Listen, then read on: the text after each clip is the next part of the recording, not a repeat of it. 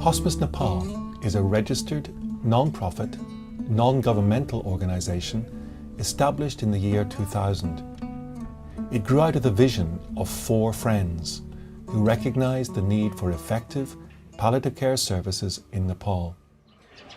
When we first started palliative care, we started out in a private hospital where we rented the beds from them and provided free service for the patients. So we started out with 4 beds, and soon we had to make it to 6 beds.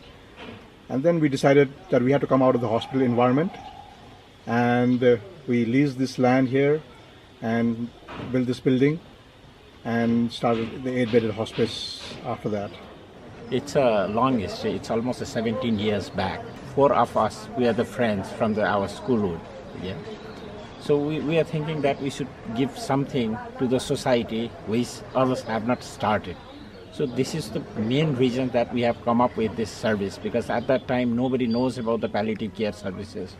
There are many patients who are suffering from cancers and they are traveling to India for the treatment, but they are coming back with empty hands. No? So because of that reasons, I'm very proud to be one of the partners for this noble cause. My name's Max Watson. I am a professor in palliative care, and I've been working in Nepal since 1990. Initially as a GP and more recently as a specialist in palliative care. I've been working with Hospice Nepal since 2004, when we ran the first Essentials in Palliative Care certificate program in Kathmandu with Dr. Rajesh Gongal. And since that time, we've really watched how Hospice Nepal has been developing as an organisation with its teaching and with its care of patients. Dr. Rajesh came to join us in Northern Ireland in 2014 for an 18-month fellowship to gain his own specialism in palliative care. And he's now back in Nepal, very much part of the future development of Hospice Nepal, which we hope will have real impact on the whole country. Basically, the ethos of hospice is to reach out to all parts of the community, poor or rich. And for this reason, we have been providing free service to most of our patients. To others, we provide, ask for a nominal charge. But for any patients, even if they cannot afford, we provide the service. When we started the hospice palliative care, when we went to get a permission for hospice, I went to Ministry of Health and walked into a supposedly person who was supposed to give the consent. I went and told him, see, we are doing this for cancer patients. He said, what is hospice? I said, this is what we're doing. Without even thinking, he just signed it because he said, it's not doing bad, it's for cancer patients. So, but when I later went on phone, I asked them, nobody knew what hospice was. So one of the things, practically what we started when we started was, we started giving awareness to people that palliative care is here. There was times when we had to pay the patient families. I had to pay for the cabs, 200 rupees. I tell them, go to hospice, see the place. Now the people themselves say, okay, I want to go to hospice. Palliative care is not widely available in Nepal. There are a few independent hospices for people who can afford them, and a few hospitals providing basic palliative care in their oncology departments. But this provision is sparse. Nepal has signed up to the WHO Declaration on Palliative Care, but this commitment has not been effectively realised. Through partnership working and the provision of quality palliative care training, Hospice Nepal can be a vital organisation to support the Nepal government in meeting its commitment to the WHO declaration. अस्ति नै हामीका आउनुभन्दा अहिले चाहिँ धेरै सजिलो महसुस गर्नुभएको हो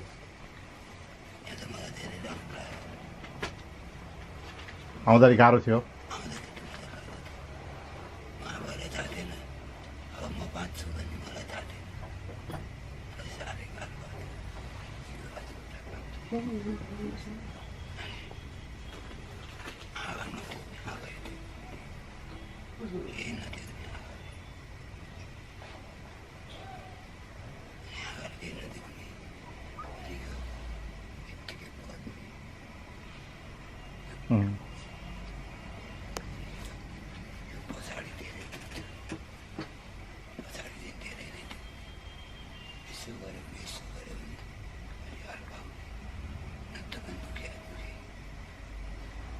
अहिले चाहिँ अलि सहिलो भएको छ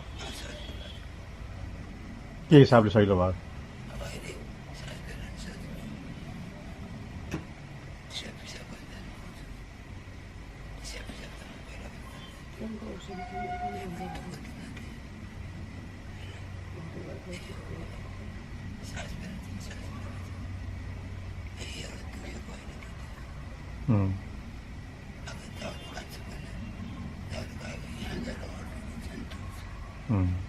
त्यो त त्यसले कम हुन्छ अब औषधि कम हुन्छ Along with the government, the Nepal Association of Palliative Care, and Two Worlds, Hospice Nepal have created a national strategy for palliative care in the country. Now in Nepal, the palliative care is a new field, new service.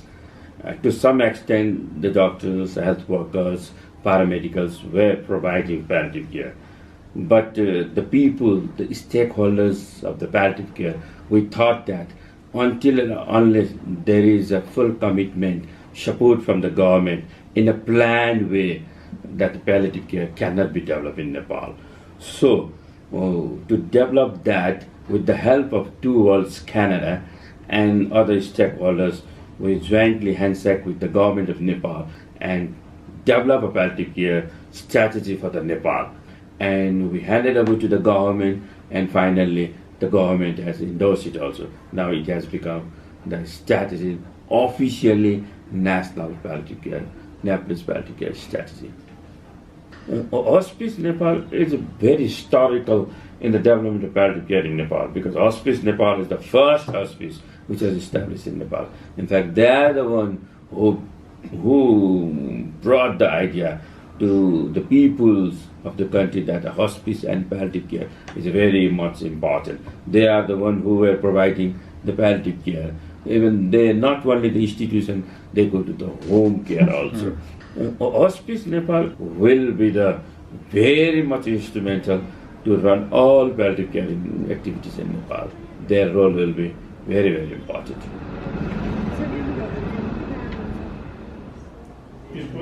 So far, the Hospice Nepal team have trained around 500 health workers.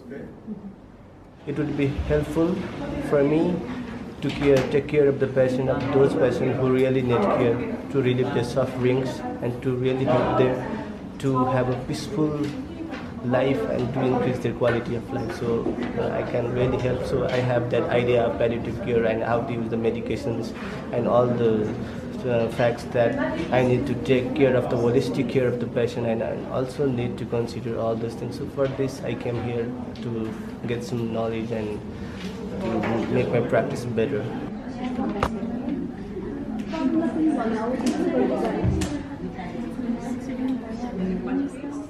Okay, you don't want to die in an earthquake, fine. Natural disasters, okay. Aru? I think this was a very helpful course, and I think most of the healthcare should take this training so that they would know when to break a bad news. They know how to diagnose. They would know how to use a morphine. They know how to use other adjuvant, when to use which drug, how to titrate it, and other psychosocial and spiritual aspect, how to incorporate it, and how to take care of a caregiver, so that's also important, and take care of yourself.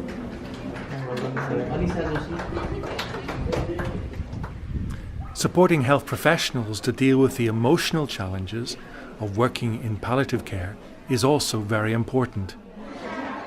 To be a nurse, at first, I feel like we are human, and whenever people come here and stay for so long, and they are as our family, we think they are our person, they are our own people, so we care like that in our, and they are when we in the same roof, they are family, and we share everything. They come to us and we go to them, and we share many feelings, very emotional things with the patients and with the patient parties.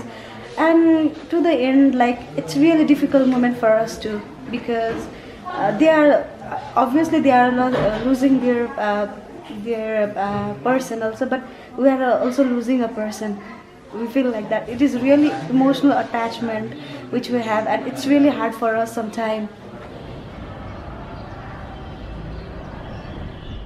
Alongside inpatient hospice care, how important is a home visit service in Nepal's context? I think it's very important. It's important in the sense that there are many people who I think most people would want to stay at home as far as they can. And there are some patients who probably would also prefer to die at home. And I think in supporting those patients is probably a very important and integral part of our whole care system. And we started this in 2005 because there were patients, we realized there were patients who did not want to actually come to hospice. So every year we see about 150 patients at home and care for them at home. Many patients come at the end of their life to hospice. There are some whom we have helped at the end of life in the home as well. But it is definitely a very important part. But it's even more important in the rural areas where they live far away from a health facility. So developing palliative care in the rural areas which are near their home is very important. Crucially, Hospice Nepal have also been pioneering a rural model of palliative care in the Makwanpur district, utilising the government system of female community health volunteers and primary health workers. 80% of Nepal's population live in rural areas, so developing an effective model of rural palliative care appropriate for Nepal is vital. Chinaya is a government health worker who, through Hospice Nepal's training, has become a champion of palliative care in his rural community. मेरो काम चाहिँ म समुदायमा जो chronic बिरामीहरू जो क्यान्सरबाट suffering भइरहेको छ उहाँहरूलाई चाहिँ जुन दुखाइ हुन्छ त्यो दुखाइलाई चाहिँ कसरी कम गर्न सकिन्छ भनेर समुदायमा गएर उहाँहरूलाई सहयोग गर्ने काममा म लागिरहेको छु.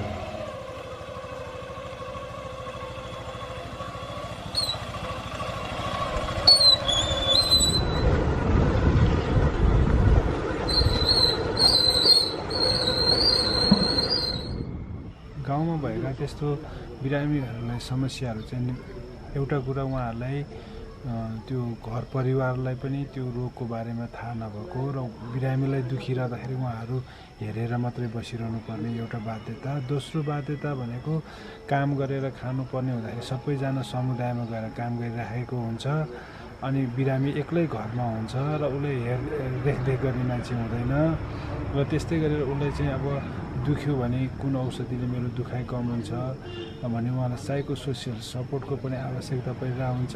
हो त्यो कुराहरूलाई निहालेर हेर्दाखेरि यस्तो समस्याहरू चाहिँ देखिन्छ जसले हामीले साइको सोसियली रूपमा स्पिरिचुअल सपोर्टहरू गर्दाखेरि उहाँहरू भावनात्मक रूपमा हामीसँग सम्बन्ध प्रगाढ हुन्छ. यो जुन हस्पिस नेपालले हामीलाई जुन तालिम दिएको छ यो तालिम अहिले नेपालको सन्दर्भमा हाम्रो समुदायको लागि सबैभन्दा महत्त्वपूर्ण तालिम छ. यो तालिमले समुदायमा एउटा पीडामा बसिरहेको वृद्धहरूलाई चाहिँ यसले सहयोग गर्नेछ र यो तालिम चाहिँ देशभरि रूपमा कार्यान्वयन गर्नको लागि आवश्यकता हो भन्ने मलाई महसुस भइरहेको छ. 3/4 of all cancers in the world occur in less economically resourced countries like Nepal, where they are often fatal. Early diagnosis of any life-threatening illness is very important, but in Nepal this is a problem because often people don't seek treatment until their condition is in an advanced state. Early diagnosis is particularly challenging in the care of children. Well, basically what you have to understand is Nepal is a country with limited resources, and infections and malnutrition are very prevalent in this country. The priority of the government and the health department of the government is concentrated on developing standard programs and saving children with diarrhea and malnutrition and other infectious diseases. Although cancer in developed countries is one of the most common causes. It's the second most common cause of death in developed countries. But in Nepal, as malnutrition, infections come under control, this will come up as one of the major causes of death in children. And we are here to struggle to develop standard modalities of treatment that will save as many children as possible. In children's cancers, the earlier you catch the child with the disease, with cancer, the better the survival rate. In developed countries, the survival rate is more than 80% because most of these children come at early stages, stage 1, stage 2. In our case, it's quite different. Most of these children come in stage 3, stage 4, when most of the disease has already spread throughout the body. And the survival rate drops to less than 25-30%. One of the main reasons is money. Most of these parents do not have the money to attend advanced, tertiary care hospitals so that their children can be treated for cancer. Because it's so expensive, they're scared to come to the hospital. They're scared with the diagnosis. They're scared that the child will be diagnosed with cancer and they cannot do anything. As far as possible, we try to find resources so that they receive standard modalities of treatment. In case the standard modalities of treatment as well as other resources have been exhausted, these children will have to go for palliative care. But in Kanti Children's Hospital, we have 31 beds. Unfortunately, we do not have a separate ward set aside for children who want to go for palliative and hospice care.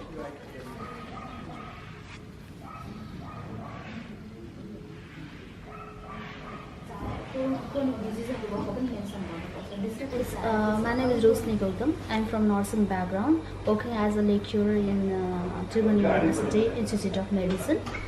And as part of my professional job, I'm working as a palliative care trainer. We are doing a lot of work in the development of palliative care in Nepal, especially developing training package and lobbying government to formulate the palliative care policy and strategy.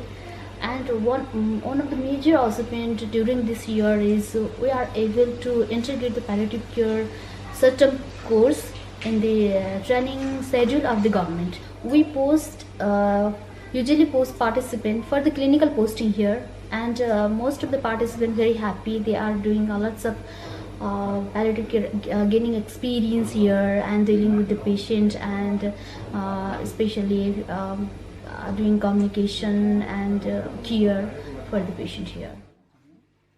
Hospice Nepal's vision is to expand its own services and become a centre of excellence in palliative care training for the government and for other health service providers right across the country. To achieve their vision, Hospice Nepal need to buy their own land and build a modern 20-bed hospice, complete with state-of-the-art training facilities. This will allow them to provide an exemplary service and implement an unfolding program of palliative care training for health professionals and communities